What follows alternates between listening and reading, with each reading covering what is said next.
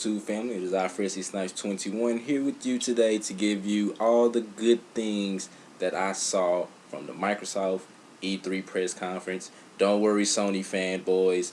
I will be doing a Sony video as well, so just chill out. Don't panic. I like both. I don't have to choose. We all grown. But obviously Xbox came out of the gate running with the announcement of the Xbox One S. There are going to be 3 different versions. The 500 gigabyte was going to be $299, the 1 terabyte at $349, and they also have a 2 terabyte, which I'm assuming is going to be $399. It's 40% smaller than the original Xbox One and has a regular power cord. So that big blocky power cord that we have for the Xbox One is going to be released. Now they kind of did take that from PlayStation 4 because they just have the the little power cord. So I did notice that they will have a new controller. It will have built-in Bluetooth, and 4K Ultra HD support. I mean, it's cool. I like it. I'm not gonna sit here and lie. I will be trading in my Xbox One to get the Xbox One S. I mean, to me, I'm real storage junkie. Like, especially considering how big games are, like 20 gigabytes enough for the most part, and that's not even including the DLC. So if you get like a story mode DLC, they'll be like over 1 gigabyte. So out the gate, I most likely would get the 1 terabyte and then just buy another 1 terabyte hard drive after the fact. And they did announce the Xbox Play Anywhere, where basically you buy any game on Xbox One and you can play it on any Windows PC. You only have to buy it that one time, so basically when you buy it, it'll just be added to your library. It is going to let you cross-play between Xbox One and Windows 10, and their motto is buy once, play anywhere. Congrats to you. I'm interested. This is the feature that I'll play around and mess around with. So I'm really excited to see how far Xbox Play Anywhere, because one of the main things that they showed off was Gears of War 4, and that was like one of the main selling points as far as the Xbox Play Anywhere. I'll get to that game in a second, by the way. Now, they had a few Xbox Live announcements, but the one that really got me the most excited, and for a lot of Xbox, or just any gamers in general, not even just Xbox, they're finally allowing us to play background music, our own background music. Now, I know some people be like, well, that's not really a big deal. Trust me. When you're going from the 360 and you playing, any game, especially like with racing games, like most of the music on the racing games I don't want to hear, so I'll just throw on my music in the background as I drive around and cruise around. So I am happy to see that we are finally getting background music for the Xbox One. It took y'all long enough. Now, another main thing was the Xbox Design Labs, which pretty much lets you design your own controller. It's going to be $79.99, and they did announce that for an extra $9.99, I believe, you can get your controller engraved. So I cannot wait to see all the custom controllers, without you having to buy a skin it. So, once you pay for it, they'll send you the control. I already have plenty of Deadpool type and comic book controllers that I'm already thinking of. So yes, I will be spending $79.99, so probably about $85, $84 with tax. So I am definitely looking forward to Xbox Design Labs. Now, that's the system stuff. Well, before I get to the games, I'll just talk about the Project Scorpio, which sounds like an old school Cisco album, but Project Scorpio is coming out, well, supposed to come out in holiday season 2017. It's supposed to be the strongest gaming console out, with the 6 teraflops or whatever they call it. So we'll see. The main thing is they're going to have 4K gaming. You got to make the games in 4K in order for you to, just get the overall feel and effect of it. But if it's worth it, I'm not going to sit here and lie, I might buy it. It's interesting to see how funny systems are starting to turn like phones now, because when you think about it, every couple of years, oh, new iPhone, new Galaxy Note, or, new S whatever is coming out. And of course we're going to upgrade and try to get that. It's the same thing with systems. Alright, you got the regular versions of the Xbox One. So, we're going to give you the Xbox One S. And then next year, we're going to come out with the Project Scorpio, which, from what I can tell, is pretty much is going to poo all over the originals. But they did say that Xbox One, Project Scorpio, and the Xbox One S, all the games will play on each system. So that is a bonus. Now, let me get to some of the games that I saw. I'm only going to talk about the games in this video. I'll have another post E3 video as far as what all that I like, as far as what I'm excited to play. But some of the games that I saw at the Microsoft press conference, oh boy. And obviously we're going to start off with the big one, Gears of War 4. It takes place 25 years after the third one, and you're going to play with JD Phoenix, which is voiced by Liam McIntyre. For those who don't know, he was Spartacus after, the original passed away. And he's also Weather Wizard on The Flash. I cannot wait to play this. Like I said, you're going to be playing with JD Phoenix, which is Marcus's son. And they have a great looking Elite controller. Gears of War 4 Elite controller. I'm not usually into buying, like specific video game type controllers. But yeah, I think I'm going to go all out for the Gears of War 4, and I'm going to go ahead and get the controller and everything. Now, sticking with the Gears of War news, General Ram is going to be in Killer Instinct. I have no issue with that. I'm not ashamed to say it's been a very long time since I played Killer Instinct, but I think with the addition of General Ram, it's gonna make me want to get back and start playing it. I mean, just the thought of like seeing a Battletoad fight General Ram, yeah, that's quote unquote a dream match for the fanboys out there, and hey, I'm one of them. So that'll probably be the first match that I play when General Ram is available in Killer Instinct. And just real quick though, also going back to Gears of War the game though, Dale, he is voiced by Eugene Bird. Now, for those who don't know who Eugene Bird is, he actually has a nice track record when it comes to movies and TV shows. Most famously for me, I know him as Wink from 8 Mile, who ended up being Eminem's homeboy, and then, well, just watch the movie. You'll see what happened as they fall out.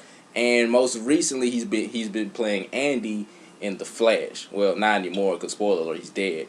But his most recent role has been a DC Check, which I ain't mad at you, bruh. But yeah, he was Andy in The Flash. So kudos to you. He's saying he's playing Dale in Gears of War 4. Just a few more games that I saw. Final Fantasy 15 looks fantastic. I am a big Final Fantasy head. I've been playing them since I was little. That's like one of the first RPG games I ever played was some of the old Final Fantasies on like Game Boy and things like that. So Final Fantasy 15, I'm looking forward to. I like the whole open world aspect, driving the cars and things like that. And I saw a flying car. I saw that. Y'all ain't slick.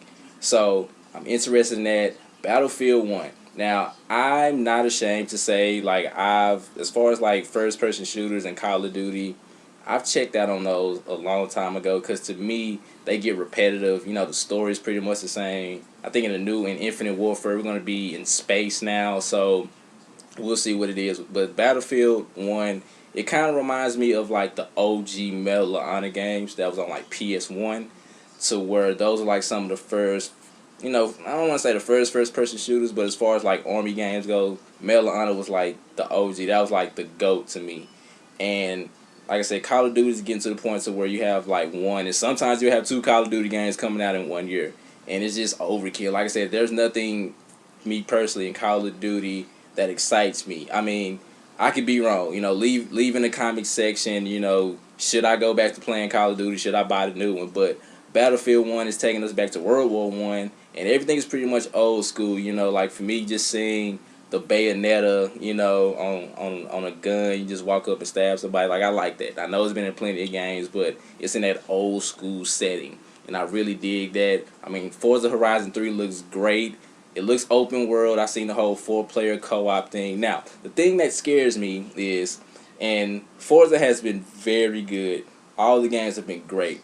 Now, the thing with this one is, it's so open world with the whole co-op. Don't turn it into The Crew, because that was the main selling point for The Crew. And that game was god-awful. That game was atrocious. So, but I have high hopes for Forza Horizon 3. I will definitely be picking that up. Tekken 7 looks nice. I'm glad they finally showed, well, they kind of gave you the reason why Akuma is in the game. At first, obviously, the whole Street Fighter cross Tekken thing, they was going to, cross paths again in the Tekken universe, but I think that game ended up getting canceled as far as Namco goes. But we see Akuma, and it has something to do with Kazuya, obviously. So he's in the game, he's fighting Heihachi, and God, that gameplay was so awesome. Because the thing that I was thinking about was, okay, well, he's throwing fireball, so how are how they gonna be able to weave the fireball and keep it a fair fight? But Heihachi was just sidestepping it, and it looks like they added, I don't want to say super moves, they're not really just that much over the top, but for Tekken, they added super moves and super combos. So yes, Tekken 7, it's finally coming out, and it's going to be on the Xbox One. Earlier when it was announced, was like a year or two ago, it was announced that it was supposed to be just a PlayStation 4 exclusive, but it came out that that's not true. It is going to be on the Xbox One, so I'm definitely looking forward to that.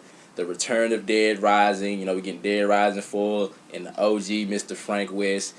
Who don't want to shoot zombies with a candy cane? I mean, just come on. Now, the Scalebound game, it looks cool. I like all the monsters and everything, but the main character, he was just such a douche. He was just such on the douchey side, so where it was hard to like him. And he pretty much was like a knockoff of Dante from the DMC reboot. He kind of had the characteristics of the old school Devil May Cry Dante, but like as far as the look and kind of how he carried himself, it was more of the recent DMC Ninja Theory, Devil May Cry game. It looks okay. It'll probably be a rental for me. I don't really see myself going to go buy pretty much the 2016 or 2017 version of Monster Hunter, because that's what it looks like. This is what pissed me off. He was shooting a bow and arrow at this big ass monster. Like, I don't know what it was, but the monster pretty much took up the whole screen. But you just shooting a bow and arrow at it. Like, what is that gonna do? You got like this big sword, you got your homies, y'all all clicked up with your different weapons and shields, and you just got a bow and arrow like you the Green Arrow or something. Come on, bruh.